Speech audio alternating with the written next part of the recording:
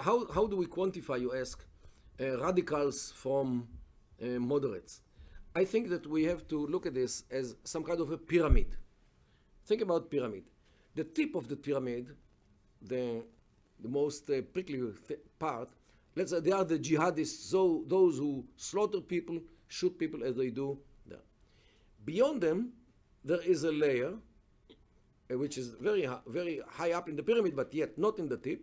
Those who help them, factually. Beyond them, there are a wider layer, people who support them with money, with everything.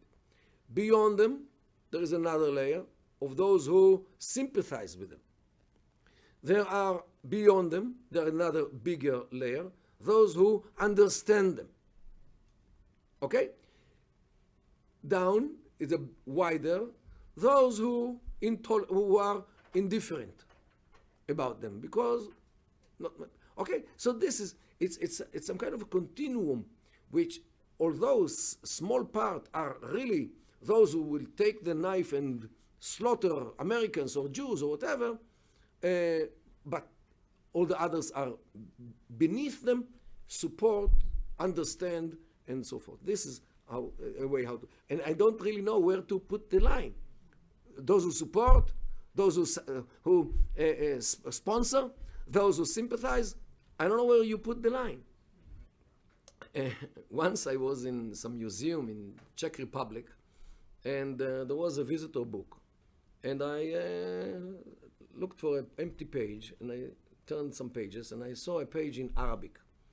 So I read the Arabic, and what they said that Allah should curse Hitler because he started the job and he didn't finish it. Okay? So that's why Allah should curse him, because he didn't finish. Okay? These are visitors who came to see, Europe. So yes, Hitler definitely gave them the example what to do. And as you know, Hitler had a good friend, the Mufti Haj Amir al-Husseini, who recruited some 30,000 Waffen-SS in 1945-4 in order to guard the bridges of the trains which took the Jews from Hungary to Auschwitz. So the partisans will not blow those bridges, and will prevent taking the Jews to the gas chambers. So he was there in order to make sure that they arrive the gas chambers, lest they come to Palestine. This was the justification. They don't deny it, the Arabs and Palestinians. They don't deny it, but they justify it by the fact that he wanted those Jews not to come to Palestine. What if they would come to America? Also, do they deserve such an end, such a punishment? Which, okay. So this is definitely, Hitler was a role model for many of them. And yes, he didn't finish the job. Let him rest in hell. We'll do the job and go to heaven. The Islamic State issues, the Islamic State issues coins. Coins, because this is a state. It's not an organization anymore. This is the coin of 5 dinar, okay, of the Islamic State. A golden coin. This is 5. And what is this? The other side of this coin is this. It says, Al-Dawla al-Islamiyya, the Islamic State, 21 karat, 5 dananir, means 5 dinar, 21.25 gram, how much it weighs. And here, Khilafa ala minhaj al-nubuwa, means caliphate, ala minhaj, al-minhag, on the style of the prophecy. Means we, the Islamic State, are following exactly on the footsteps of the Prophet Muhammad, the nubuwa. Okay? And therefore, our goal